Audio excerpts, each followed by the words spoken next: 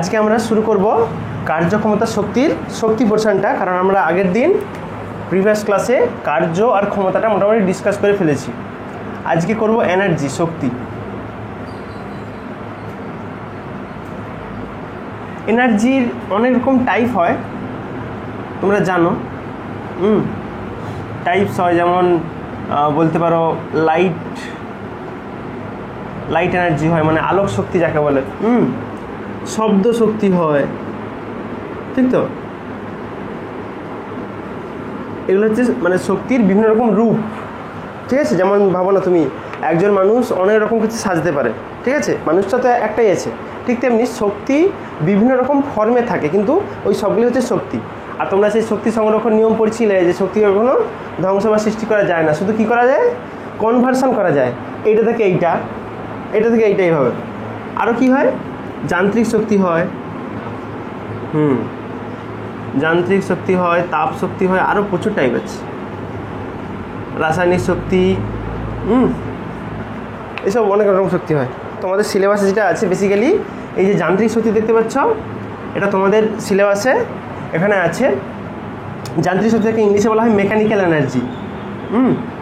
যান্ত্রিক শক্তি লিখো তুমি, যান্ত্রিক শক্তি। যান্ত্রিক শক্তি দুরকম হতে পারে। ধর একটা বস্তু যদি চুপচাপ বসে থাকে, স্থির থাকে, তাহলে তার মধ্যে কী শক্তি থাকবে? অবশ্যই স্থিতিশক্তি থাকবে।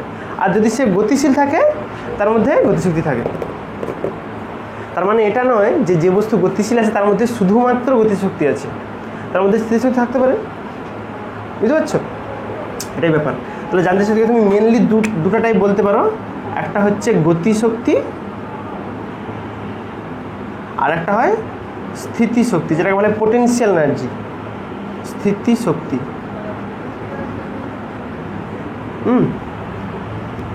তো চলো আজকে আমরা প্রথম তাহলে শুরু করি, আগে গতিশক্তি থেকে শুরু করি। যে একটা বস্তু যদি গতিশীল হয় তাহলে তার মধ্যে কি পরিমাণ গতিশক্তি থাকে। গতিশক্তি,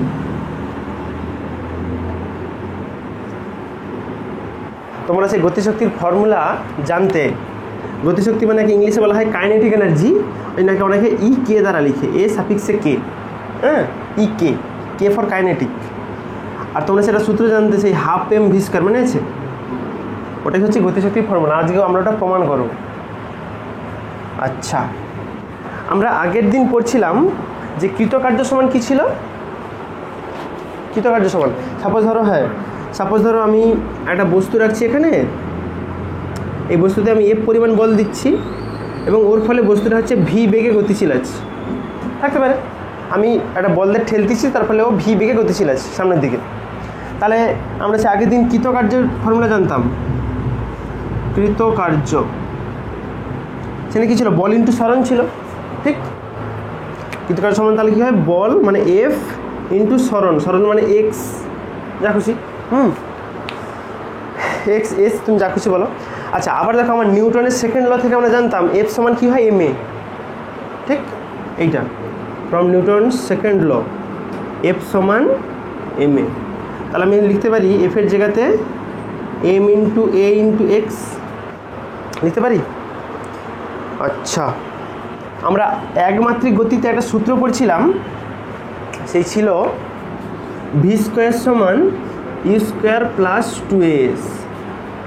এইখান থেকে সিম্পলি আমি এর মানটাকে এই এর জায়গায় বসিয়ে দেবো। তাহলে কত হবে এটা? দেখো, এটা এদিকে গেলে মাইনাস হবে, তার মানে এর মান বেরাবে v² minus u² by 2s আসবে। সিম্পলি আমি u²টাকে এদিকে করছি, মাইনাস হয়ে গেছে, আর 2sকে ভাগ করে দিয়েছি, নিচে চলে গেছে, এর মান পেয়ে গেছি।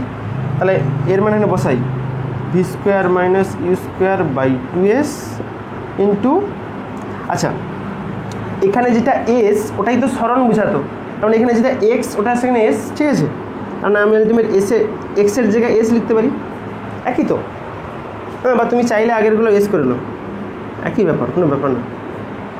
দেখো এস কেটে যাবে, থাকে পড়ে কি ½ m v² মাইনাস u²।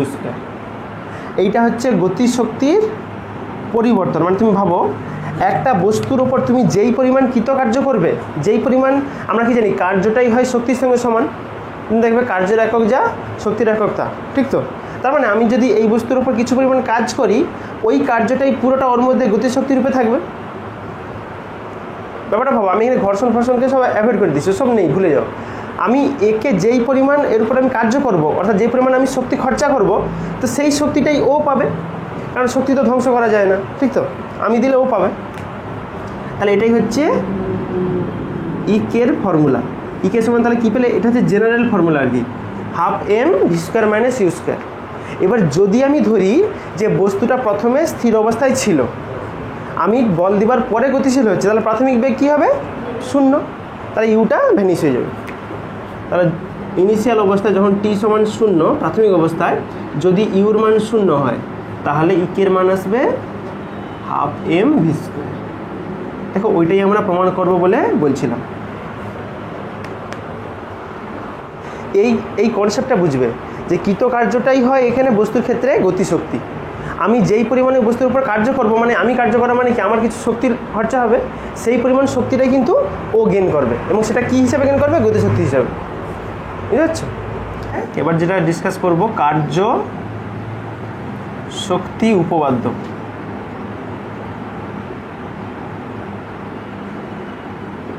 কার্য শক্তি উপপাদ্য। আচ্ছা, তুমি সাপোজ ধরো একটা বস্তুতে প্রাথমিক বেগ ইউ ছিল, আমি এখন কিছু পরিমাণ বল দেওয়ার ফলে ও কি বেগ পেয়েছে? ভি বেগ পেয়েছে, ঠিক তো? তাহলে আমি যদি বলি যে প্রাথমিক অবস্থার ওর গতিশক্তি কত ছিল, বলবে হাফ এম ইউ স্কোয়ার। ওর ভর তো আর পরিবর্তন হয়নি, ভর আগে এমই ছিল, এখন এম আছে, তাহলে এই অবস্থার গতিশক্তি কত হবে? হাফ এম ইউ স্কোয়ার, আর এই জায়গায় হবে হাফ এম ভি স্কোয়ার। হ্যাঁ, তাহলে এখানে প্রাথমিক অবস্থার মানে ইনিশিয়াল কন্ডিশন বলে এটাকে আর কি, প্রাথমিক অবস্থার গতিশক্তি কত আসবে? সেটা হাফ এম ইউ স্কোয়ার। আচ্ছা, ওটাকে যদি তুমি সিম্বল আকারে লিখে রাখো, আমরা গতিশক্তিকে ই কে দ্বারা লিখতাম, তাহলে এখানে আমি লিখব ই কে অফ আই। আই ফর হচ্ছে ইনিশিয়াল, বা ই কে 1 লিখে রাখো। হ্যাঁ, ই কে 1 এটা হচ্ছে প্রাথমিক অবস্থা। আচ্ছা, অন্তিম অবস্থাটা কী হবে? অন্তিম অবস্থায় গতিশক্তি ই কে 2 আসবে, সেটা আসবে হাফ এম ভি স্কোয়ার। তাহলে এই থিওরি কি বলছে দেখো, একটা বস্তুর মধ্যে যে পরিমাণ গতিশক্তির পরিবর্তন হয়েছে আমি বল দেওয়ার ফলে, সেই পরিমাণ পরিবর্তনটাই আমি ওই বস্তুর উপর কার্য করছি। যেটা আমি বলছিলাম যে আমি যে পরিমাণ কার্য করি সেই পরিমাণ এনার্জি গতিশক্তির রূপে পায়। তার মানে পরিষ্কার, যদি আমি এইটা বিযুক্ত এইটা লাগাই, তাহলে যে বিয়োগ ফলটা আসবে সেই পরিমাণ কার্য আমি বস্তুর উপর করছি। কনসেপ্টটা বুঝো, মানে এই থিওরি বলছে এরকম যে তাহলে ই কে 2 মাইনাস ই কে 1 যদি করা হয়, অন্তিম গতিশক্তি মাইনাস প্রাথমিক গতিশক্তি, সেটাই হবে আমার যে কৃতকার্য ডব্লিউ ওই বস্তুর উপরে, সেটার সঙ্গে সমান। কারণ তোমাকে অবশ্যই তো শক্তি সংরক্ষণ মেনে চলতে হবে। তাহলে আমরা সত্যিকারের প্রমাণ করে দেখি যে সত্যিকারের এই গতিশক্তির পরিবর্তনটাই কৃতকার্যের সঙ্গে সমান হয়। তাহলে প্রুফ করো। আচ্ছা, গতিশক্তির পরিবর্তনটা কি আসবে? ই কে 2 মাইনাস ই কে 1, তার মানে half M V square minus half M U square. দেখো কি কমন যাবে? হাফ এম কমন যাবে, কমন গেলে হবে V square minus U square আসবে।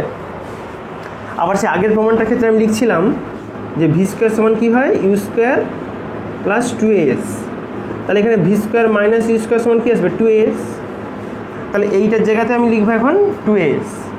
লিখো তাহলে, হাফ এম থাকলো ইন্টু 2as, এবার 2 ভ্যানিশ করে গেল, থাকে এম এ এস। আচ্ছা, আবার এফ সমান হয় এম এ। এগুলো একবারে লিঙ্ক হয়ে আছে আর কি, মানে একটাকে বাদ দিয়ে আরেকটা যাবে না। এফ সমান এম এ, তাহলে কী হবে? এফ ইন্টু এস মানে কী হলো? বল ইন্টু সরণ। আবার বল ইন্টু সরণ মানে আমরা কী জানি? কৃতকার্য, ওটাই হচ্ছে ডব্লিউ।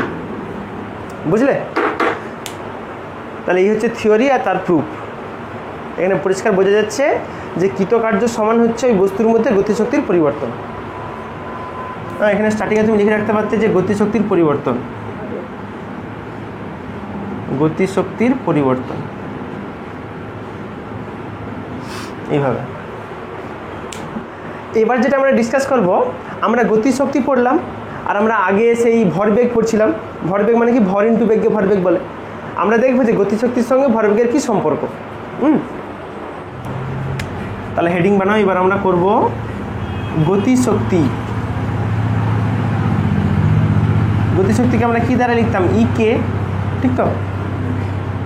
আর ভরবেগ, ভরবেগকে আমরা পি দ্বারা লিখি, পি এর মধ্যে সম্পর্ক। এইরকম সম্পর্কগুলো জেনে রাখলে লাভটা কী হবে, আমি যখন নিউমেরিক্যালস প্রবলেমগুলো করাবো সেখানে ডিরেক্ট পুরো কনভার্সনে লাগিয়ে দিলে আমার উত্তর বেরিয়ে যাবে। নাহলে আমাকে সব কষে করতে হবে, কেন আমাকে ঝামেলা করবো, শর্টকাট করে নেবো, ঠিক তো। আচ্ছা, আমরা গতিশক্তি রাশিমালা এখনই কী দেখলাম, ইকের মান কী হয়, হাফ এম ভি স্কোয়ার, ঠিক তো। আর ভরবেগ পি সমান হয় ভর ইন্টু বেগ হবে।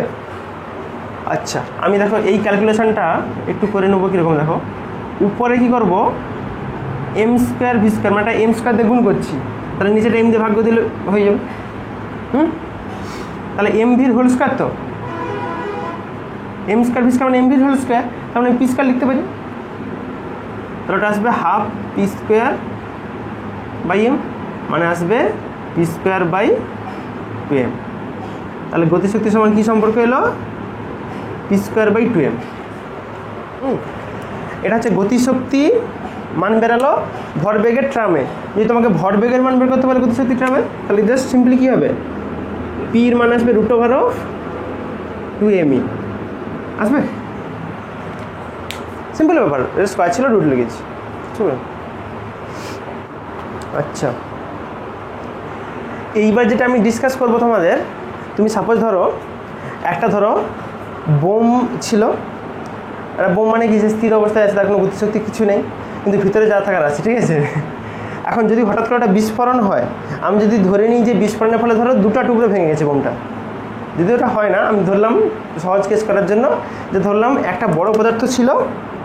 তাহলে হেডিং বানাও, বিস্ফোরণের দরুন, বিস্ফোরণের দরুন বা বিস্ফোরণের জন্য গতিশক্তি। আচ্ছা, সাপোজ ধরো প্রথমে প্রাথমিক অবস্থায় এরকম একটা পদার্থ ছিল, এর কিন্তু দেখো বেগও নেই, কিছু নেই, কিন্তু ভর আছে। আচ্ছা, আমি তাহলে ধরলাম যে বিস্ফোরণের ফলে কি হয়েছে, ওর উপরের দিকে এরকম একটা অংশ সেটা ছেড়ে পালিয়ে গেছে আলাদা হয়ে, মানে সেটা একটা বেগ নিয়ে ছিটকে গেছে, আর বাদ বাকি অংশটা এটা অন্যদিকে ছিটকে আসছে, মানে দুটো আলাদা হয়ে গেছে। এখন তাহলে ছবিটা এরকম দাঁড়াবে,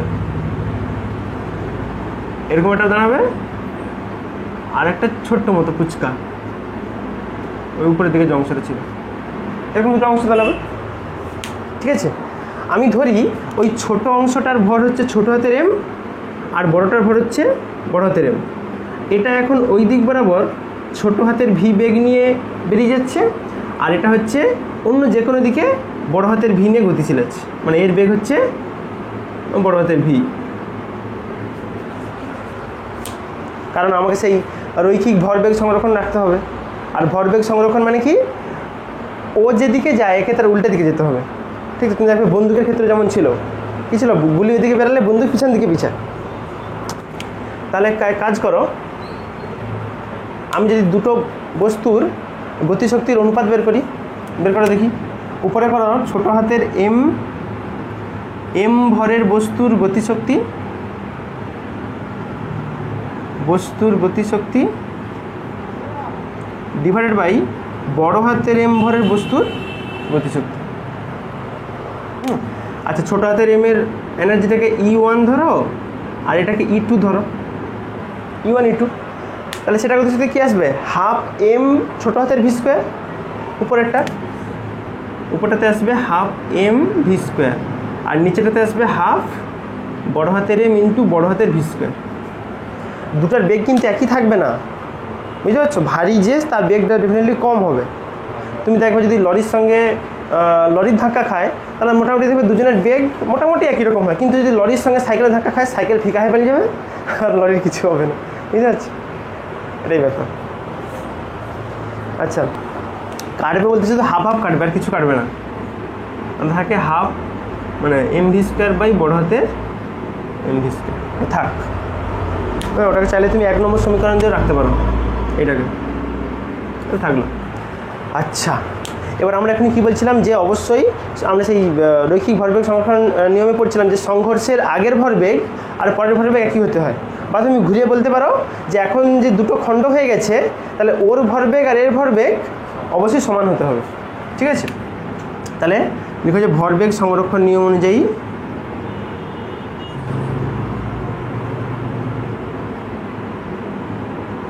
সূত্র অনুসারে কী হবে, একটা হচ্ছে বড় হাতের এমভি আর একটা ছোট হাতের এমভি, দুটো অবশ্যই ইকুয়াল হবে। এখান থেকে ছোট হাতের ভির মানটা বের করো, তাহলে ছোট হাতের ভি সমান আসবে এমভি বাই ছোট হাতের এম আসবে। ওটাকে তুমি রাখো 2 নম্বর সমীকরণ।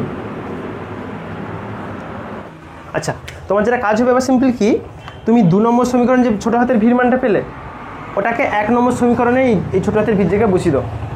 তাহলে দেখো যে 1 নম্বর সমীকরণে মান বসিয়ে পাই 1 নম্বর সমীকরণে 2 নম্বর সমীকরণের মান বসিয়ে পাই 2 নম্বর সমীকরণের মান বসিয়ে পাই কি পাই দেখো, সেখানে দুটোর অনুপাত ছিল E1 বাই E2 ছিল। তাহলে E1 বাই E2 সমান কি আসবে, দিকে ছোট হাতের m ইন্টু ভির জায়গায় এই মানটা বসবে, স্কোয়ার ছিল মানে m² v² বাই ছোট হাতের m² divided by m into বড় হাতের v² থাকবে। যা কাটে কেটে দাও, তুমি দেখো বড় হাতের v² কেটে যাবে, আর ছোট হাতের একটা m কাটবে আর বড় হাতের একটা m কাটবে, তোমরা দাঁড়াবে শেষমেশ বড় হাতের m বাই ছোট হাতের m। আচ্ছা, এবার আমি কি করবো দেখো, এটা একটু ক্যালকুলেশন করার জন্য একটা ম্যাথামেটিক্যাল অপারেশন লাগাবো। আমি দুদিকে 1 করে যোগ করব, এই দিকেও 1 যোগ করব, ওই দিকেও 1 যোগ করব, করলাম দুদিকে 1 যোগ করলে তা কি হয়ে যাবে, E1 বাই E2 প্লাস 1 সমান আসবে m বাই m প্লাস 1। কেন করছি মজার বিষয়, ইন্টারেস্টিং আছে অ্যাকচুয়ালি। তুমি এবার এটাকে লসাগু নিয়ে নাও, দেখো নিচে আসবে E2 আর উপরে আসবে E1 প্লাস E2, ঠিক তো, আর ওদিকে আসবে m প্লাস m বাই ছোট হাতের m। আচ্ছা, এখান থেকে তুমি তাহলে E2 মান কত পাচ্ছ, E2 মান পাবে দেখো এইটা ওর নিচে নেমে যাবে, মানে এইটা উপরে উঠবে না, উপরেই থাকবে। ঠিক আছে, ঠিক আছে, আসবে যেটা E1 প্লাস E2 বাই এইটা নিচে নামবে m প্লাস m, আর হচ্ছে এটা উপরে উঠবে আচ্ছা ইন্টু ছোট হাতের m। এইটা বেরিয়েছে কিনা বলো। আচ্ছা, এইখান থেকে যে তুমি ফর্মুলাটা পেছলে সেখান থেকে একটা খুব গুরুত্বপূর্ণ জিনিস বলা যায়, এই যে এটা বেরিয়েছিল না E1 বাই E2 সমান বেরিয়েছিল বড় হাতের m বাই ছোট হাতের m। এর বহুত সিগনিফিকেন্স আছে। E1টা কী ছিল, হালকা বস্তুর গতিশক্তি, আর E2টা ছিল ভারী বস্তুর। আবার ওদিকে কি বড় হাতের mটা উপরে আছে, তার মানে নিশ্চয়ই এই দিকের ভ্যালুটা কি 1-এর থেকে বড়, ঠিক তো, উপরে বড় আছে নিচে ছোট আছে, তাহলে এইটার ভ্যালু কী হবে, অবশ্যই বড় হবে। তার মানে নিশ্চয়ই এদিকে E1টা বড়, তার মানে এখান থেকে বোঝা যায় যে হালকা বস্তু সবসময় গতিশক্তি বেশি হয়। লিখে রাখো, এখান থেকে আমরা বুঝতে পারি যে হালকা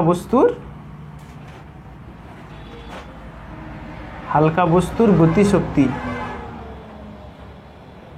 বেশি হয়। এই এতটাই ছিল আমার গতিশক্তি ব্যাপার। এবার হবে স্থিতিশক্তি, পোটেনশিয়াল এনার্জি।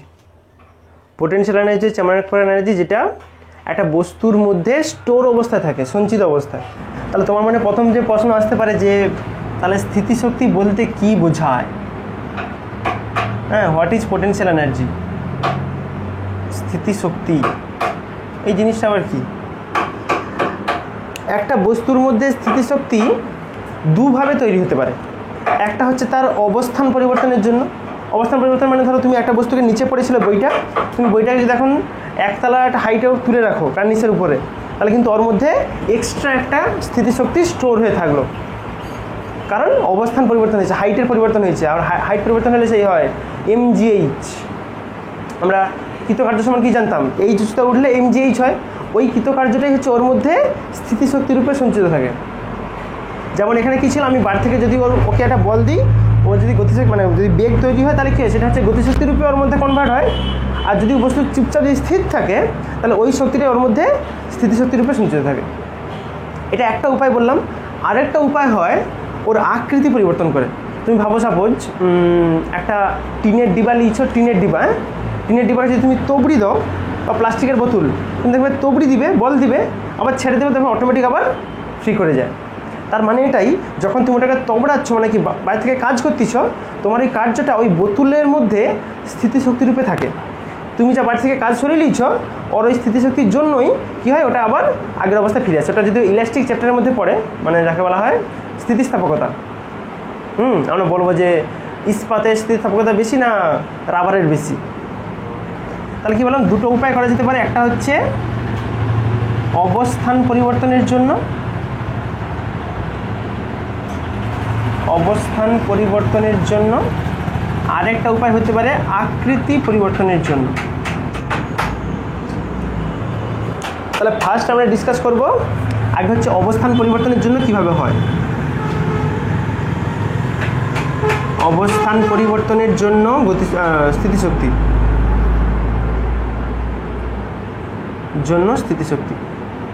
তুমি সাপোজ ধরো একটা বস্তু প্রাথমিক অবস্থায় মেঝায় পড়েছিল এরকম, আমি ধরলাম এই মেঝে থেকে হাইট মাপা শুরু হচ্ছে।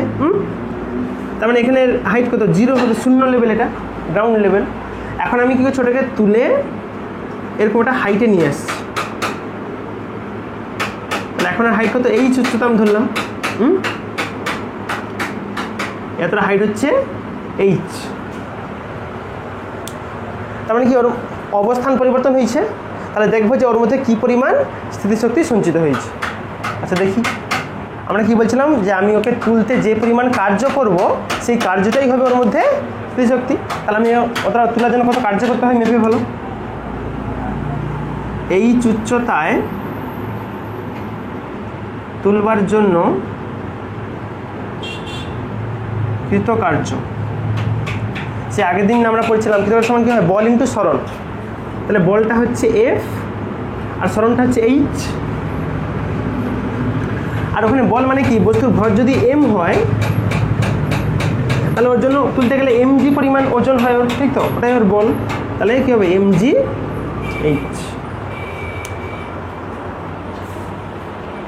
বুঝতে পারলে, ওইটাই হচ্ছে ওই বস্তুর মধ্যে স্থিতিশক্তি, এবং স্থিতিশক্তিকে লেখা হয় EP দ্বারা, P for potential, potential energy বলে ইংলিশে, ওই নোটে আমরা লিখি EP দ্বারা। তাহলে ইপির মান কত বেরোলো, mgh। বুঝলে, আগেরটা বেরিয়েছিল গতিশক্তির ক্ষেত্রে ½ m v² EK সমান, আর এখানে স্থিতিশক্তি বেরোলো EP সমান mgh। এবার একটা প্রশ্ন মাঝে মাঝে পরীক্ষায় দেয় আর কি, তোমাকে বলতে পারে যে প্রমাণ করো অভিকর্ষীয় যে স্থিতিশক্তি, এই স্থিতিশক্তি কেন আসছে, এটা অভিকর্ষের বিরুদ্ধে আমি কাজ করছিলাম বলে ওর মধ্যে একটা স্থিতিশক্তির উপর সঞ্চিত হয়েছে।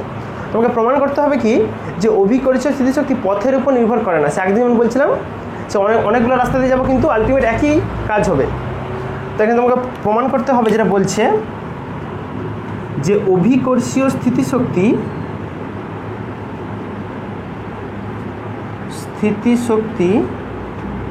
পথের উপর নির্ভর করে না, পথের উপর নির্ভর করে না। বুঝতে পারছো, এখানে আমি দুটো পথ দেখাবো, তুমি আরও দেখাতো তোমার ইচ্ছা, আমি দুটো দেখে দেবো, তার প্রমাণ হয়ে যাবে। সাপোজ ধরলাম আমি একটা নততল ধরে নিই, তাহলে একটা বস্তুকে যদি আমাকে উপরে তুলতে হয়, আমি এইখান দিয়ে শর্টকাট তুলতে পারি, আবার ঢাল বেয়ে সিঁড়ি বেয়ে তুলতে পারি। আমি ধরি এইটার উচ্চতা হচ্ছে h, আর একটা বস্তুকে আমি এখানে তুলবো, আমি প্রথমে একটা যে কোনো অবস্থানে ধরি, এখানে ধরো ছিল বস্তুটা, বস্তুর ভর যদি m হয় তাহলে এই দিক বরাবর কাজ করে mg, ঠিক, আর সামনের দিকে কী কাজ করে, mg sin θ। mg sin theta. এইটা তাহলে তুমি করো যে ধরো আমি একটা বস্তুকে এই পয়েন্টটার নাম দিলাম এ, এই পয়েন্টটার নাম দিলাম বি, তাহলে এ থেকে বিটা তুলতে চাই, এ থেকে বিতে বস্তু তুলতে কৃতকার্য মানে বল ইন্টু সরণ, এফ ইন্টু এস। এখানে বল মানে কি বল দিতে হবে, যেটা নিম্নমুখী বল ছিল ওটা দিলেই উঠে যাবে উপরে, mg sin থিটা বলটা গেল। আর উঠতে হবে কতটা রাস্তা, এইটা এইচ হলে তাহলে তুমি সেই আগের দিনের মতো ধরো, আমি তাহলে ধরি যে এই হাইটটা হচ্ছে এক্স, হ্যাঁ এই লম্বাটা হচ্ছে এক্স, এখান থেকে এতটা এই লম্বাটা এক্স, তাহলে সাইন থিটা ধরলে কি আসবে, লম্ব বাই অতিভুজ মানে এইচ বাই এক্স। তাহলে করো সাইন থিটা সমান এখান থেকে আসবে এইচ বাই এক্স, তাহলে এক্স সমান কত বেরোবে, এইচ বাই সাইন থিটা। হ্যাঁ ওই এক্সটাই তো এখানে সরণ এস, তাহলে এখন আমি আচ্ছা এক্স লিখে রাখবো, এখানে এক্সের জায়গায় মান বসাও, ওটা এইচ বাই সাইন থিটা। দেখা যাচ্ছে প্রমাণ হয়ে গেছে, সাইন থিটা কেটে গেল, তাহলে উত্তর আসবে mg h। আর এমনি ডিরেক্ট যদি তুলতে হয় এই উচ্চতা আগেরটার দেখে লো তুমি, এই উচ্চতা তুলতে কত কাজ করতে হয়েছিল, mg h, বুঝতে পারছো? তাহলে তুমি যেই রাস্তা দিয়ে নিয়ে যাও ওই উচ্চতায় তুলতে গেলে তোমাকে এই পরিমাণে ওই বস্তুর মধ্যে স্থিতিশক্তির রূপে সঞ্চিত থাকবে। আমি এখন এইটাতে তুলতেছি, আমি তো এটাতে তুলতে পারতাম, অল্টারনেটিভ রাস্তা, একসঙ্গে দুটো নয়, হয় এই রাস্তা নাহলে এই রাস্তা। দেখবো যে সব রাস্তায় একই খরচা হয়, বুঝতে পারছো? তুমি বাসে করে গেলেও যা খরচা, ট্রেনে করে গেলেও তা খরচা, তাহলে কিসে যাবে, ট্রেনে যাও তাড়াতাড়ি যাবে। এবার আমি একটা জিনিস ডিসকাস করব কি, তোমাকে কেউ প্রশ্ন জিজ্ঞেস করতে পারে যে আমরা এতক্ষণ যে স্থিতিশক্তি বের করা শিখছিলাম, স্থিতিশক্তির মান কি কখনো নেগেটিভ হতে পারে, এনার্জি নেগেটিভ, দেখি হয় কি না। হ্যাঁ অনেক জ্ঞানীগুণী লোক প্রশ্ন করছে, উত্তর দিতে হবে তো। বলছে তোমাকে যে স্থিতিশক্তি কি ঋণাত্মক মানে নেগেটিভ হতে পারে, এই উচ্চতা উঠার জন্য এখানের স্থিতিশক্তি কত বেরিয়েছিল, ইপি mg h, ঠিক তো? আচ্ছা যখন গ্রাউন্ড লেভেলে ছিল এখানে স্থিতিশক্তি কত বেরোবে, ইপির মান 0, কারণ h সমান 0 মানে সব 0 হয়ে যাবে। যদি এবার কেউ মাটি খুঁড়ে নিচের দিকে হাইট যদি নিচের দিকে যদি গর্ত করে বস্তুটাকে রাখে, বুঝতে পারছো? এখন হচ্ছে গ্রাউন্ড লেভেল থেকে বস্তুটা নিচে আছে, বুঝতে পারছো? তার মানে কি নিচের দিকে হাইট বাড়তেছে, তার মানে এটা নেগেটিভ হাইট, এই উচ্চতা হচ্ছে -h, তাহলে এখানে ইপির মান কত হবে, -mg h। তার মানে হ্যাঁ অবশ্যই পসিবল, যদি মাটি খুলে যদি ভেতর দিকে রাখা হয় তাহলে সেক্ষেত্রে অবশ্যই স্থিতিশক্তি মাইনাসই আসবে। তাহলে আমরা স্থিতিশক্তি তৈরি করার দুটো রাস্তা দেখছিলাম, একটা ছিল অবস্থান পরিবর্তনের জন্য, সেটা আমরা এতক্ষণ মোটামুটি ডিসকাস করলাম। এবার করবো 2 নম্বর যে পদ্ধতি ছিল, অর্থাৎ আকৃতি পরিবর্তন। তুমি সাপোজ ভাবতে পারো, ধরো সাপোজ আমি একটা স্প্রিংকে লাগিয়ে রাখছি দেওয়ালের সঙ্গে, তুমি স্প্রিংয়ের উপর ধরো বল দিয়ে টানতেছো বা ঠেলতেছো, তাহলে কী হবে, এর আকৃতি পরিবর্তন হবে, একবার ছোটো হবে একবার বড়ো হবে, ঠিক? ওই আকৃতি পরিবর্তনের ফলে দেখবো যে ওই স্প্রিংয়ের মধ্যে কী পরিমাণ স্থিতিশক্তি স্টোর থাকে, বুঝতে পারছো? তাহলে হেডিং বানাও একটু, যে স্প্রিংয়ের মধ্যে স্থিতিশক্তি, potential energy in spring.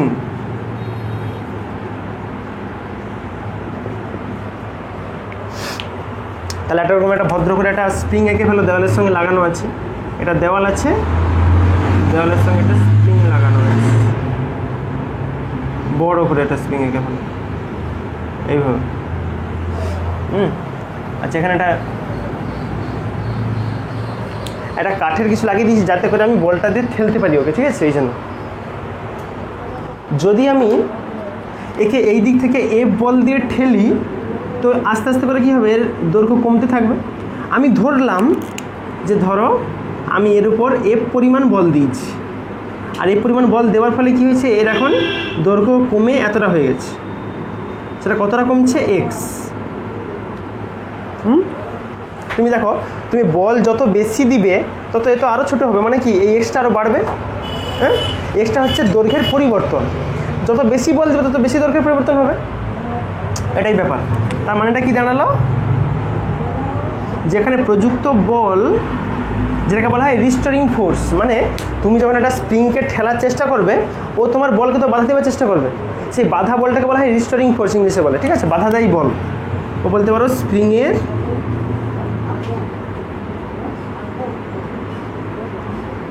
বাধাদায়ী ball, restoring force in spring. বলটা কি হবে, সে বলটা ছিল এফ, এবং সেই এফটা কার সঙ্গে সমানুপাতিক হবে, দৈর্ঘ্যের সঙ্গে। তুমি যত বেশি স্প্রিংকে ছোট করে দিবে তত বেশি পরিমাণ বাইরের দিকে বল দিবে, কারণ ও চাইবে বেরিয়ে যেতে, ঠিক তো। আর সমানুপাতিক তোলার জন্য একটা ধ্রুবক আসবে, তোমরা জানো এফ সমান আসবে কে ইন্টু এক্স, আসবে। এই কেটাকে বলা হয় স্প্রিং ধ্রুবক, এই কেটাকে বলা হয় স্প্রিং ধ্রুবক, স্প্রিং কনস্ট্যান্ট, ঠিক আছে। তাহলে স্প্রিং কনস্ট্যান্টের মান কে এর মান কি আসবে, কে সমান আসবে এফ বাই এক্স, আসছে। তো তোমাকে যদি কেউ প্রশ্ন জিজ্ঞাসা করে যে বলো স্প্রিং ধ্রুবক বলতে কি বোঝো, তুমি সিম্পলি দেখো এই ফর্মুলা থেকে ডেফিনেশন বলতে পারবে। কি বলবে, যদি এক্স এর মান 1 হয় তাহলে যেই পরিমাণ বাধাদায়ী বল ক্রিয়া করে সেটাই হচ্ছে স্প্রিং ফোর্স। তাহলে কী বলবে, যে কোনো একটা স্প্রিংয়ের একক দৈর্ঘ্য পরিবর্তনের জন্য যে পরিমাণ বাধাদায়ী বল ক্রিয়াশীল হয় তাকেই বলা হয় স্প্রিং ধ্রুবক। কে সমান এফ কখন হবে, যখন এক্স সমান 1 হবে, সেটাই বলবো। তাহলে লিখো যে স্প্রিং ধ্রুবক কি, লিখো তাহলে যে একক দৈর্ঘ্যের সংকোচনের জন্য, একক দৈর্ঘ্যের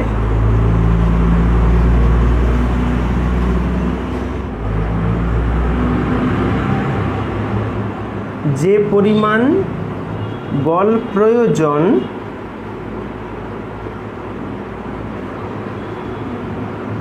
তাকেই বলা হয় স্প্রিং ধ্রুবক, স্প্রিং ধ্রুবক বলে।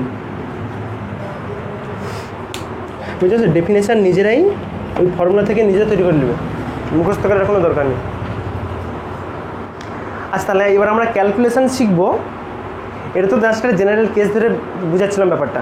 এবার আমরা সত্যিকারের ক্যালকুলেশন করবো যে এই স্প্রিংয়ের কতটা দৈর্ঘ্য পরিবর্তন করলে কতটা ওই স্থিতিশক্তি সঞ্চিত থাকে। এটা তো বলের ফর্মুলা ছিল, এটা মানে আমি তো বের করবো স্থিতিশক্তি, ঠিক তো। তাহলে এই সাইডটাই করে দিই। এবার আমরা করব ক্যালকুলেশন, মানে স্প্রিংয়ের স্থিতিশক্তির পরিমাণ, স্প্রিংয়ের স্থিতিশক্তির পরিমাণ কেমন হবে দেখি। আমি সাপোজ দেখো টানলেও একটা বাধাদায়ী বল পিছন দিকে হবে আর ঠেললেও হবে, ঠিক তো। সাপোজ ধরলাম আমি বাইরে থেকে এফ পরিমাণ বল এরপর প্রয়োগ করছি, আর তার ফলে এর হচ্ছে ডিএক্স পরিমাণ দৈর্ঘ্যের পরিবর্তন হয়েছে, ডিএক্স। তাহলে এই পরিমাণ সরণের জন্য কৃতকার্য কী হবে, বল ইন্টু সরণ। তাহলে করো এখানে কৃতকার্য কত আসবে,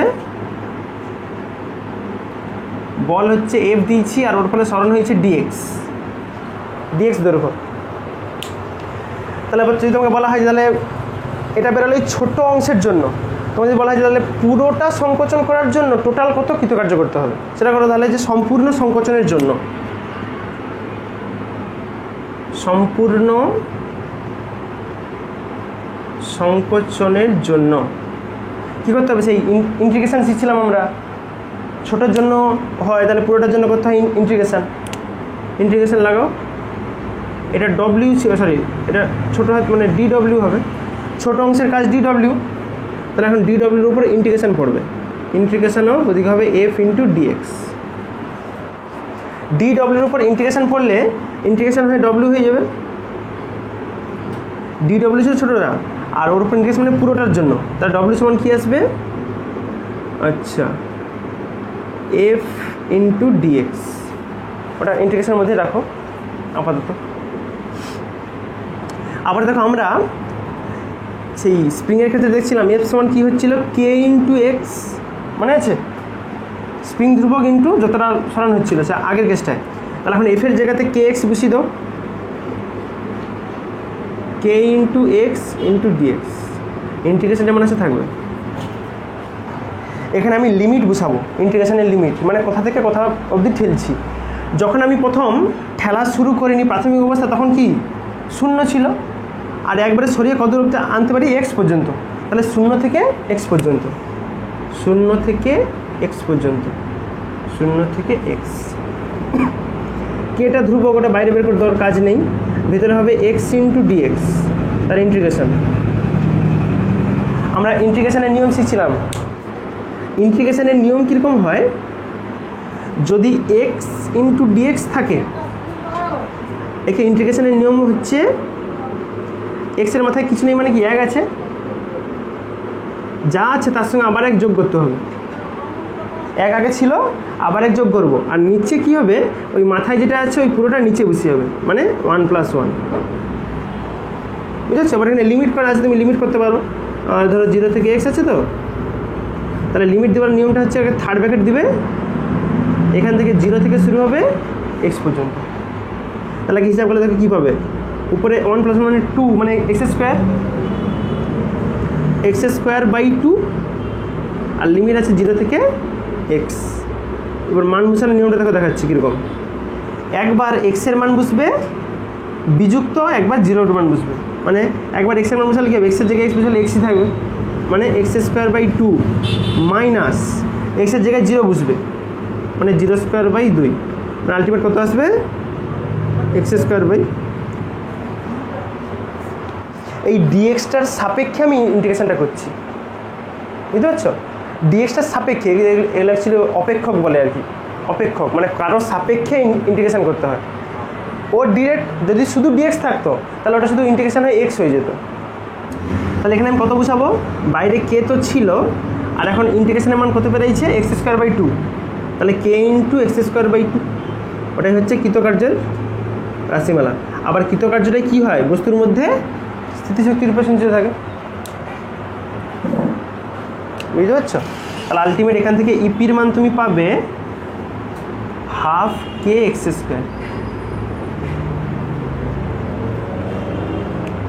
বস্তুর উচ্চতা পরিবর্তনের জন্য স্থিতিশক্তি হতো mgh, কিন্তু আকৃতি পরিবর্তনের জন্য, মানে শেপের পরিবর্তনের জন্য যে স্থিতিশক্তি আসবে সেটা কিন্তু ½ k × x²।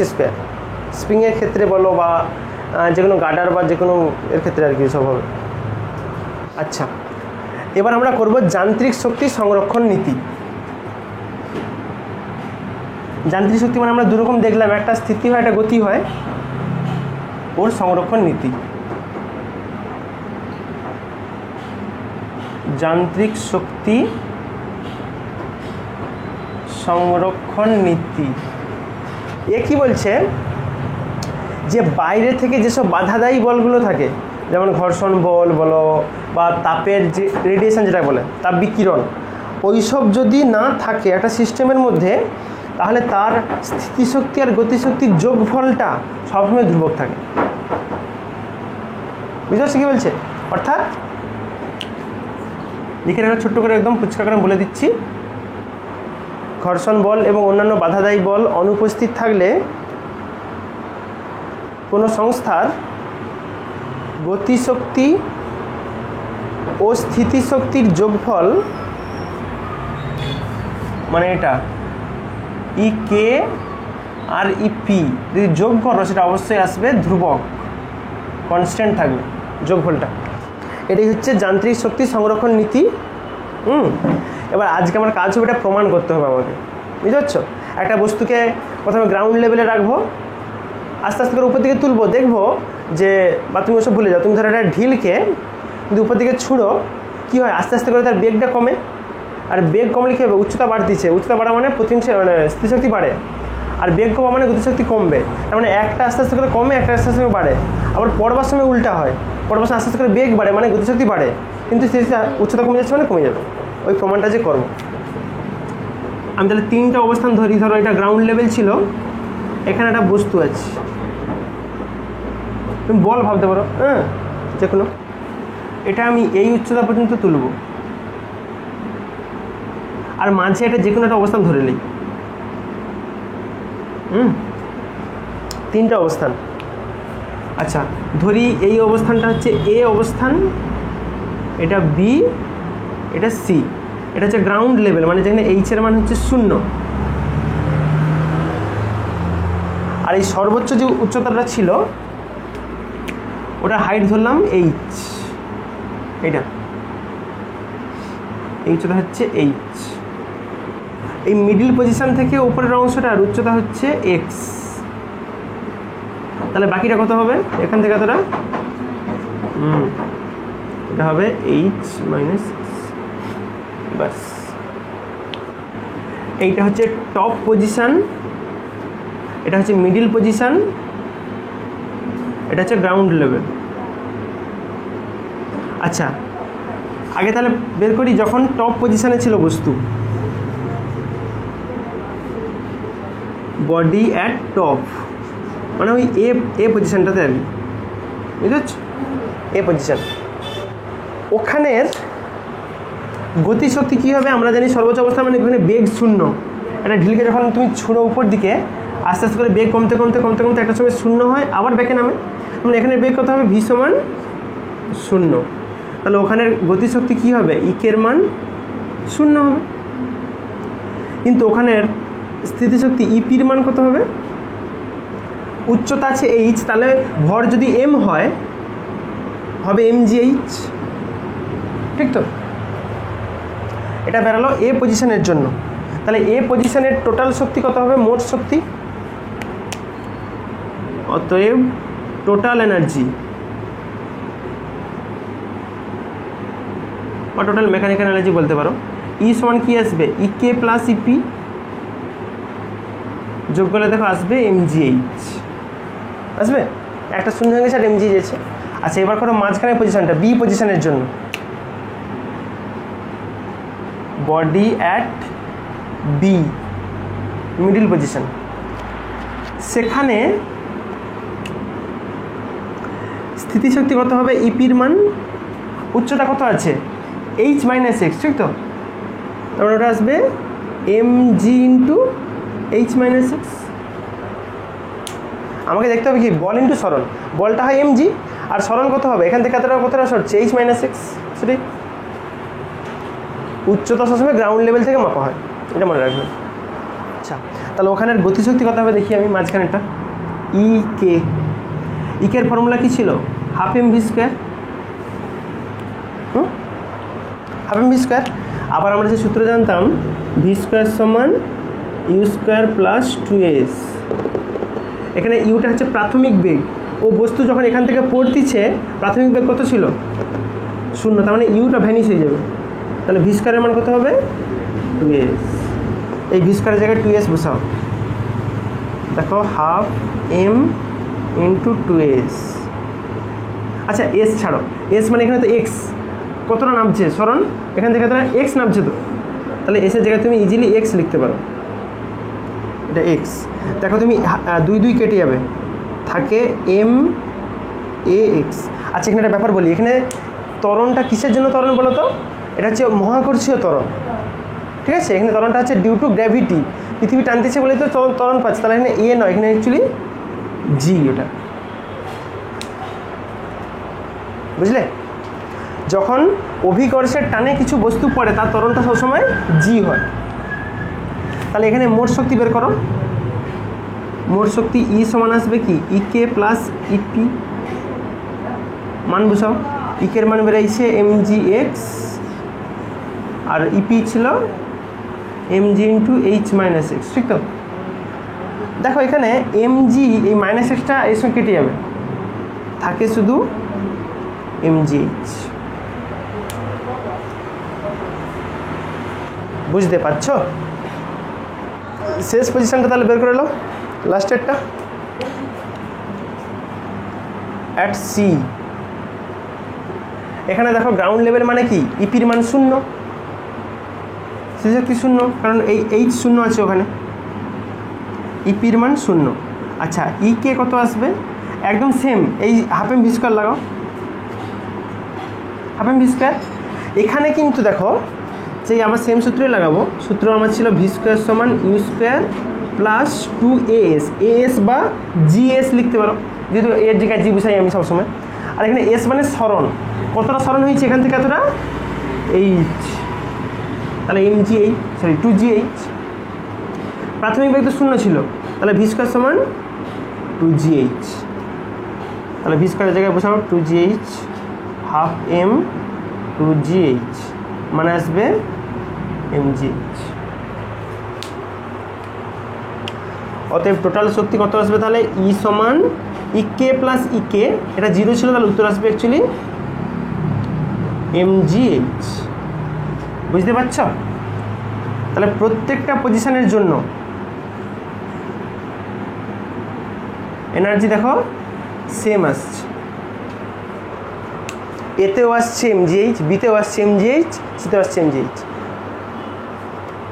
সুতরাং এটা প্রমাণ করতেছে কি না, আমার ওই বস্তুর অবস্থা তাহলে যান্ত্রিক শক্তিকে সংরক্ষণ করে চলে। এটা লিখে পরিষ্কার করে যে যেহেতু প্রত্যেকটা অবস্থানে বস্তুর মোট যান্ত্রিক শক্তি সমান, তাই এক্ষেত্রে যান্ত্রিক শক্তি সংরক্ষিত থাকে।